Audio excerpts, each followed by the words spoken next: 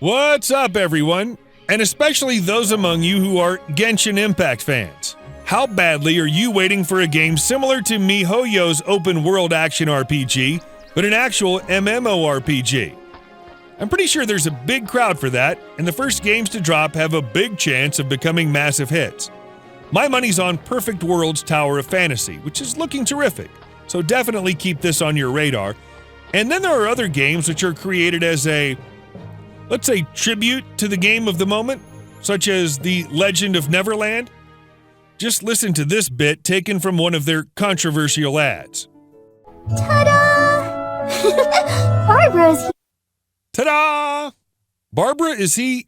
Wow, that editing totally missed the mark, right? But more on that later, because now it's time to tell you guys about Dystera, the sponsor of this video. The closed beta for this game begins on Tuesday, July 6th, 2021, and will run for 2 weeks. You can click the link in the video description to request access to the Steam store page and add it to your wish list right now.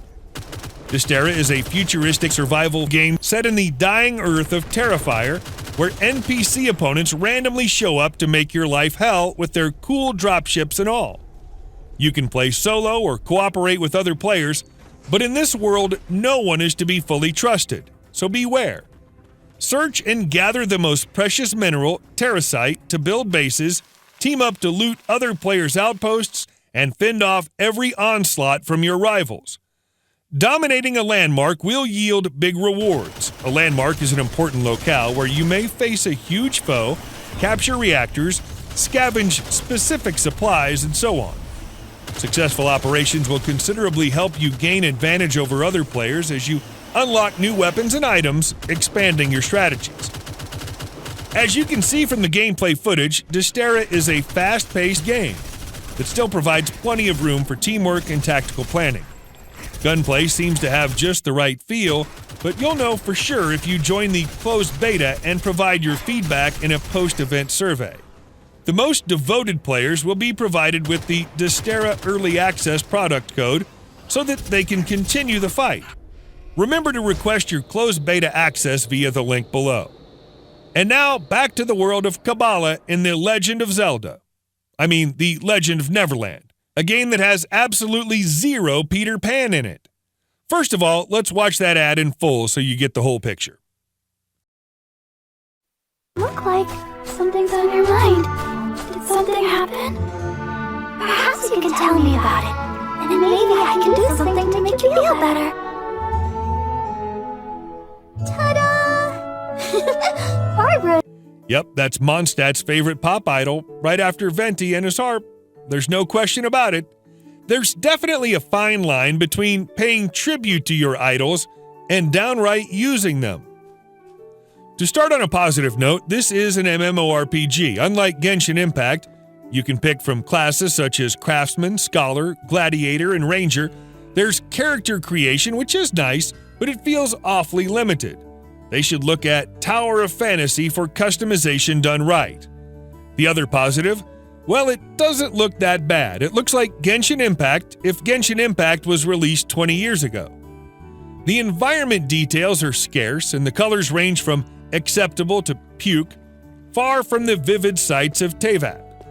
The characters seem to have as much personality as a potato and swim as gracefully as dog poop. But hey, it's not worse than thousands of mobile MMORPGs. Sure, this skill blatantly rips off Ambers, and this Sophila city certainly looks like a poor man's Mondstadt, right down to the Barbados statue, only smaller, and probably called Barbatus or something. But it can be playable. The gacha throws these flower fairies at you. Think of them as combat-prone, non-emergency food payments. And nope, sorry, can't think of anything else. The worst thing is the ads that have been spotted recently. They completely feed off Genshin Impact for their marketing ploy, using what appears to be slightly retouched images from miHoYo's game. I'm not going to point fingers, but this is clearly Mondstadt. This is clearly Mondstadt's cathedral, and this girl here could be Amber's long-lost twin. I can see other games trying to achieve what Genshin Impact has managed to build, but the Legend of Neverland doesn't seem to hit that sweet spot. In its defense, I can see it featuring all those MMORPG mechanics that you would expect from the genre, including PvP, life content, costumes, mounts, guilds, and all that stuff. In the end, it should play closer to something like Mabinogi. You shouldn't expect a global release for the Legend of Neverland. Anyway, why would you? Beyond its curiosity status, like some people stop to take a closer look at car crashes, there doesn't seem to be anything remotely new or exciting about it. Here's a game that is carving a reputation out of its controversial ads and blatant visual inspiration.